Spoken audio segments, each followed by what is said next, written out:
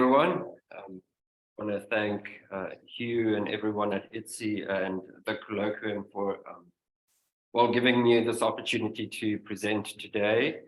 So a huge thank you to Hugh also and Amy for being my supervisors, helping me with my research. Also just like to thank the Northern Conference of South Africa, who's made contributions towards my postgraduate study, some of which I'm going to be sharing with you today. So the 11th century manuscript GA655 contains the 4 Gospels and accompanied by a lot of marginalia, among which we find catena and also notes and textual variants. At times, the catena and the textual variants are so closely related that it's difficult to distinguish between them. And so I will be sharing my research on both of those items. And also in particular, I'll share identify 2 manuscripts which are closely related to GA655 through their similar marginalia. My initial interest in this manuscript was to study its catena. It has a total of 38 scholia accompanying its gospel text, 22 in Matthew, 4 in Mark, 4 in Luke, and 8 in John. 5 of them are also titled Scholium by the scribe. The entries that are positively identified contain commentary from popular patristic writers. Some of these are actually given in the manuscript by the scribe, by giving the name of the author and sometimes author and work quoted, and others are parallel in the catena found in similar manuscripts. Authors include, among others, John Chrysostom, Origen, Cyril of Alexandria, Epiphanius the monk, Gregory of Nyssa, Clement of Alexandria. On the first folio of Matthew's Gospel, the scholia are written in a different order than one might expect to find, especially with how they connect to the main text. This may indicate that the scholia were not added from a single source, but probably from or gathered from multiple sources. Easy to demonstrate this with Matthew, as the scholia are more densely written down in Matthew's Gospel as opposed to the other 3. The manuscript also presents an interesting technique in illustrating a genealogy. There are 2 instances or examples of this. The first is found on folio 32V with the genealogy of Berechiah quoted from Epiphanius, his work Discourse on the Life of Deipara.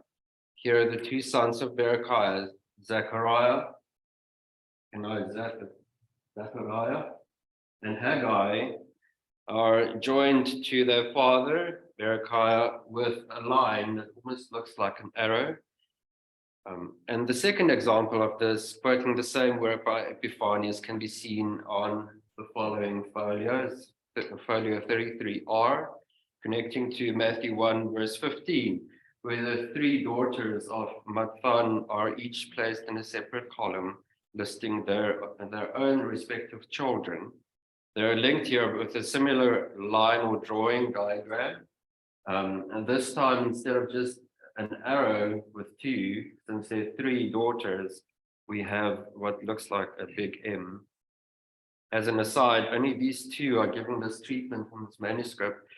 Similar lists of relatives in the scholia, for example, the one on 312R, are copied without a diagram.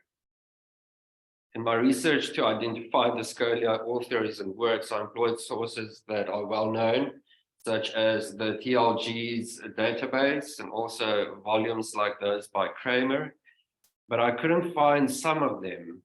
So the comment on Matthew 11, verse 11 on folio 56R is one of these resources.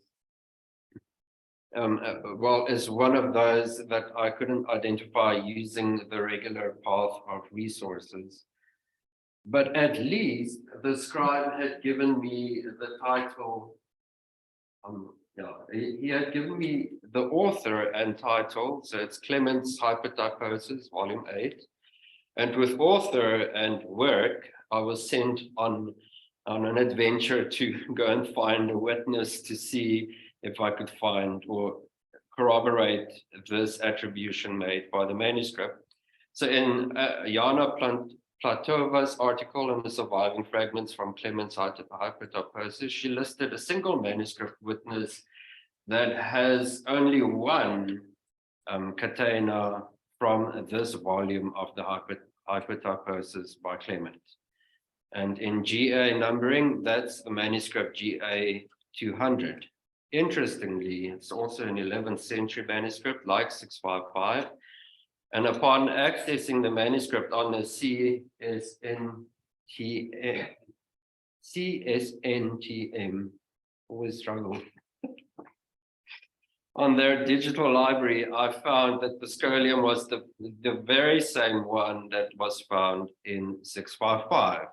Both scribes copied the same scholia in their respective manuscripts with only a few spelling differences in their copying.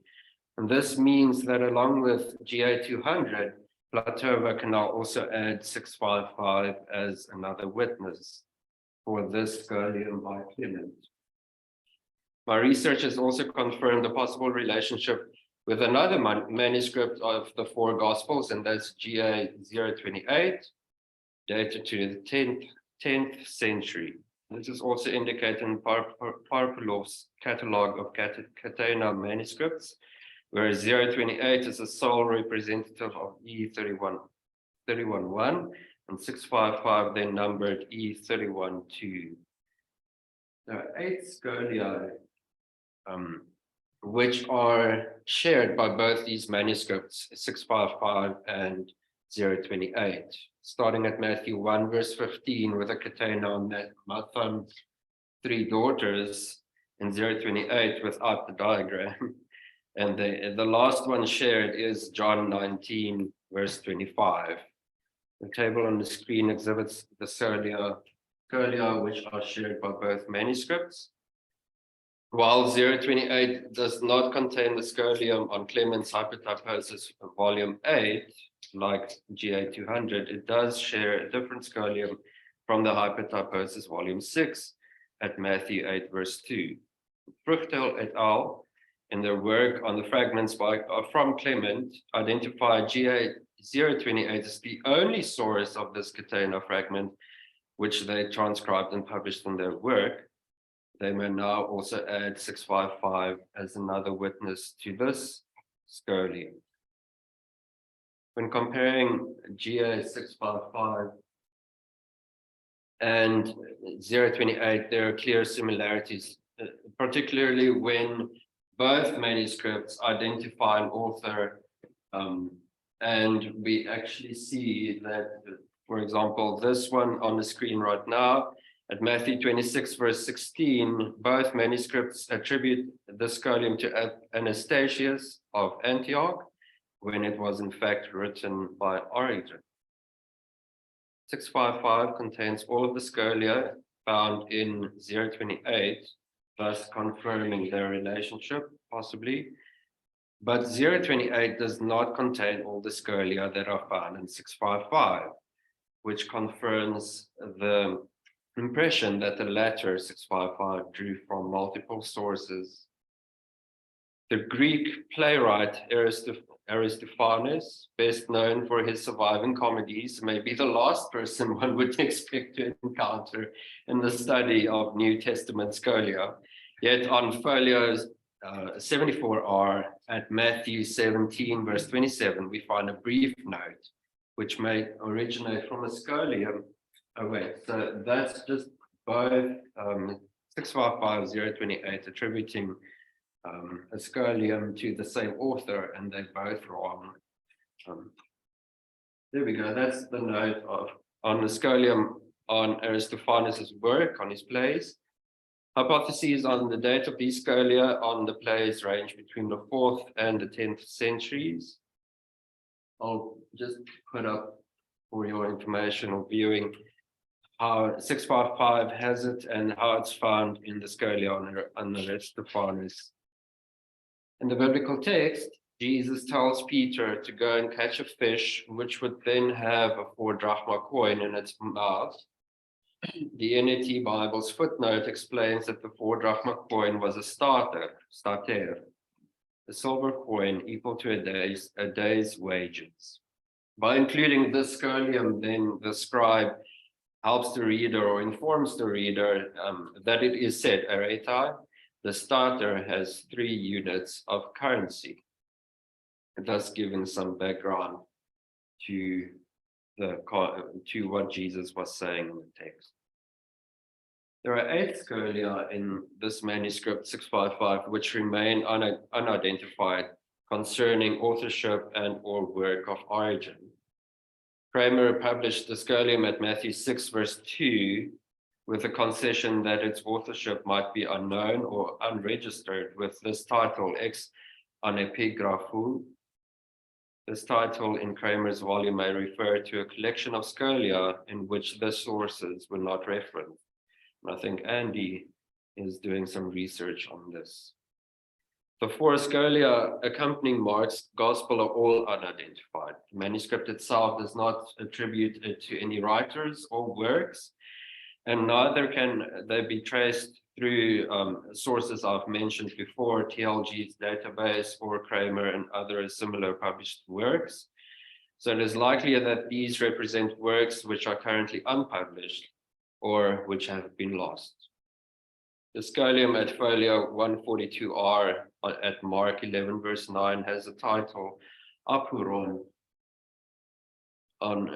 as its heading, which may imply the identity of this writer is unknown or difficult to discover. It might be the scribe's own description, or it may have originated from the source that he was copying. There are 9 marginal notes on textual variants in 655. They're found in Matthew, Mark, and John. And as mentioned in my abstract, sometimes difficult to distinguish between a catena and a text critical note. An example of this is a brief marginal note found at Mark 15, verse 44, that's folio 158R.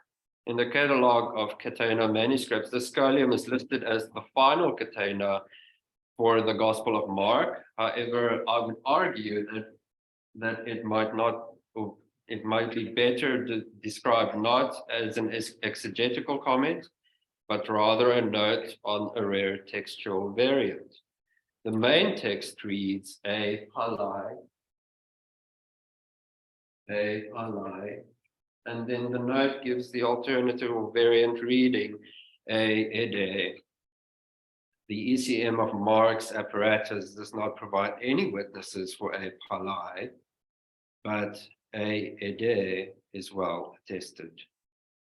Difficulty of separating scholia from marginal variants also occurs when a patristic writer might be commenting on a given variant. Matthew 1 verse 18 presents such a conundrum, with the marginal note possibly being either a catena or textual variant. In the main text it reads Genesis, and then a quote from Origen that reads as follows, where he discusses Genesis and Genesis, which sound the same. So this variant likely has little impact on the theology of the text, as Origen notes. The 2 options are between lineage or generation, Genesis, and birth, Genesis.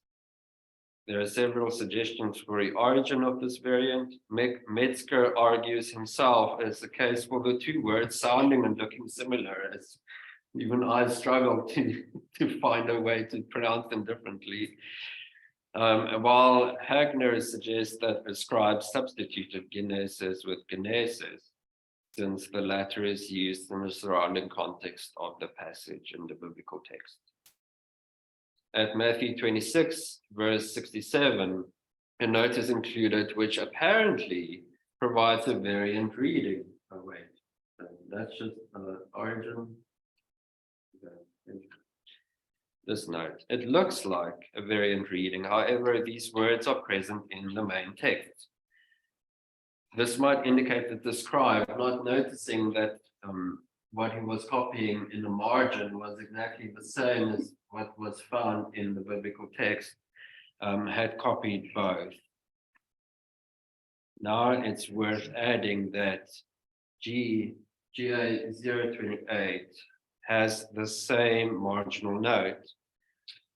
Here, the main text reads kai lege tois eke, and the marginal note provides kai lege autois eke. I realized last night after almost having a heart attack that the text is in the first column of this page. So if you'd like to see it, I have it on my computer. GA028 has this note because it does provide in this manuscript a variant reading on the text, whereas 655 has the note even though it doesn't provide a variant.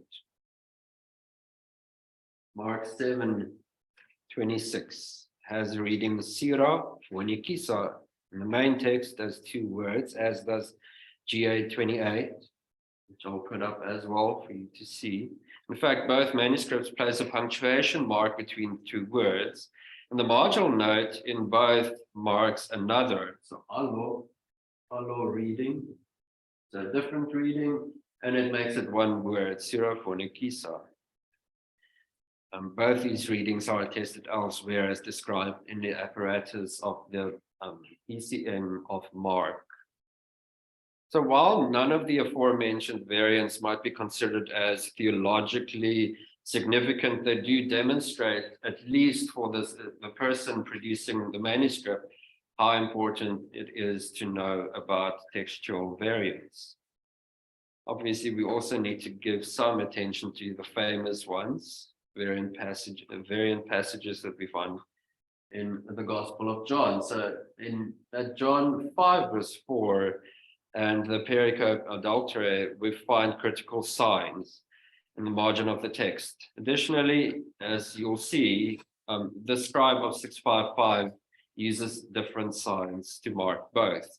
At 5:4 in John's Gospel, it is presented with a critical asterisk in the left margin indicating the omission of the verse. This is exactly how 028 also indicates this verse. The use of critical asterisks and oberloi with the verse in more than 20 Greek witnesses is remarked on by Metzger. And as such, 655 and 028 may be added to that list. Wassermann and Knust note how Byzantine scribes often used a series of asterisks to mark the passage at John 7-8. And so in 655, from verse 53 in chapter 7-8, verse 10, it is marked with oberloi, thereby expressing doubt as to whether this section should be included at this point in John. And again, this is exactly also how GA028 marks the same passage. As with John 5:4, Metzger here likewise confirms the use of asterisks or oberloi in manuscripts that include this pericope to indicate that scribes included it knowing that it lacked satisfactory evidence. In conclusion, I hope I have shown that GA655 does have some distinctive features. Its method of diagramming genealogies is especially noteworthy. And additionally, we may see that the scribe didn't just settle in copying the minimum. Manuscripts also had potential to grow through the addition of more marginalia. Manuscript margins present a space allowing for growth and addition. In 655, this has not only resulted in the transmission of well-known and well-attested and popular patristic writings, but it has also preserved fragments of works that are only attested to by only a handful or one or two manuscripts, other witnesses. Also demonstrated that 655 shares links with other manuscripts, for example, GA200 and 028, as shown in the similar marginalia that they contain. These include Scholia as well as some textual variants, and as such, adds another voice to some of these fragments as well. And lastly, the inclusion of text critical marginalia shows an awareness of variant readings, with John 5 verse 4 and the pericope adulterae are both included in main text, but omitted, or at least uncertainty to their inclusion is expressed by means of critical marks in the margin. Further research would be to identify the unidentified Scholia, especially those found in the Gospel of Mark. A philological or other method might be helpful in this endeavor. GA755, which Andy had shared with me, presents a similar looking diagram like those found in GA655's genealogical Scholia.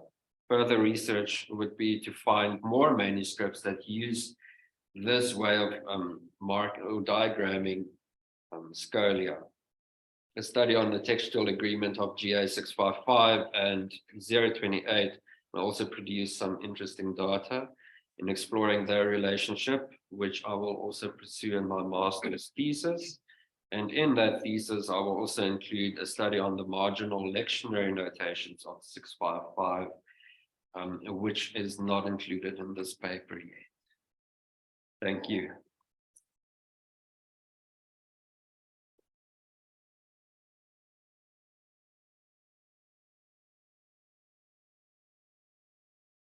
Thank you, Gabriel, for your paper. Does anybody have a question? Gabriel.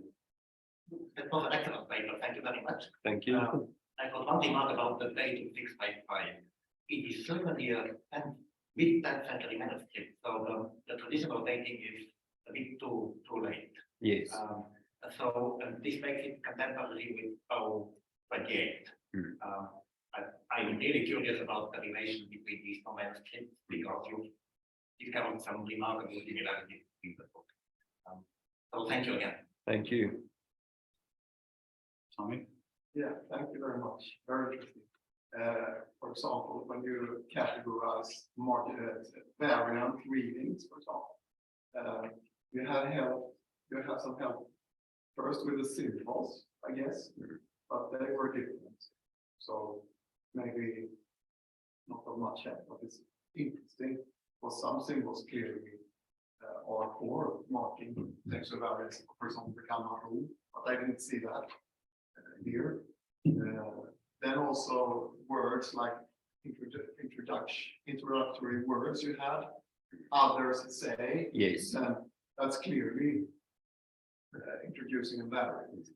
But in another case, you have just citation from something from origin. Yes. That is not for me straightforward. It contains a marginal variant, but it isn't full. Yes. So this is you need to maybe explain and your method and make some fine tuning. But very, very interesting. Thank you. Well, it's actually an online question. Dirk Young, joining us from a distance, says he wants to have a look at the marginalia towards the end, and seems to remember that some of them are extracts from Peter the Laodiceus formerly commented, and Peter had borrowed from origin, and he wondered whether you had found that out in textual representation of Scholia.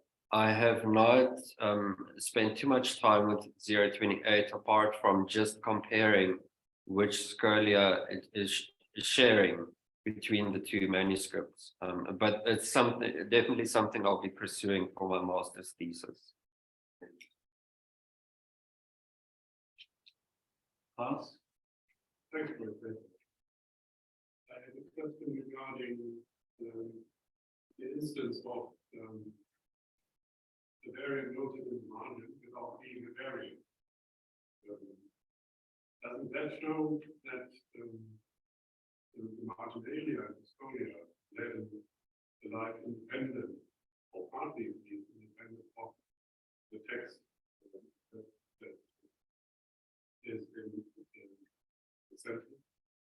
Yes, so I think you're referring to, wait, I can go back, right? And I stopped you. Oh, sorry. Yes, there's one where in 655, it has exactly the same reading that you find in the text. So that would definitely indicate the scribe had copied the margin, although without maybe even looking at what his biblical text had, because there was something that he found in a different manuscript, and so 028. Yeah, so 028 does have, it makes it a variant reading because its main text reads differently to what's in the margin.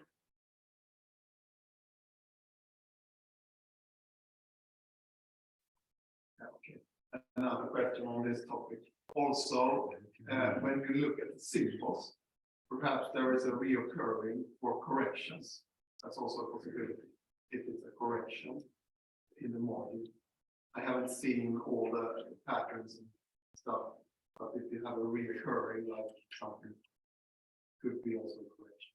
Yes, that's possible. I don't think in 655 it uses it the same way to correct. In my transcription of the gospel text, corrections are made either over the text or inserted above. I guess just on the same issue, I would like to hear, it was fascinating, I'd like to hear more from you on, you thought about a preliminary way of classifying the marginalia. You sort of got this umbrella term, marginalia. You have some clear Scholia, maybe some fairly clear variants, and will you just need a middle category called muddy or something like that? So, I mean, do you have any thoughts in response to how you're going to handle that? I mean, you've got so much fascinating data. I do. So for my master's thesis, my original intent in studying this manuscript was for the catena. And then upon studying it some more, I found all these other things with the help of Hugh and Amy, who have been awesome with that. But I'm definitely going to be working all of this into a thesis that will hopefully make sense. If I may, it would be hard to draw the commentary at attendance because it's an isolated jotted scattered here and there in the margins. For this reason, the manuscript is not marked with a K in the consequence distance. Related to that, I'm wondering if you could comment on distribution of the Scholia across the Gospels. Because it seems many of your examples were from Matthew, and you notice there's a greater density on some pages. Does one Gospel get more attention from the marginalia than another? Or are the Scholia focused on a particular type of passage, like passion narratives or nativity stories, anything like that? Matthew has the most. It's more densely written. So made for a very eventful start to my master's research, but then we discovered that Matthew had so much attention, the others had very little. So Mark and Luke both only have 4, and John 8. But they're not constant. Those are not concentrated on specific narratives. That's interesting. Your observation. So Matthew enjoys more love. Well, thank you, Gabriel, for your paper.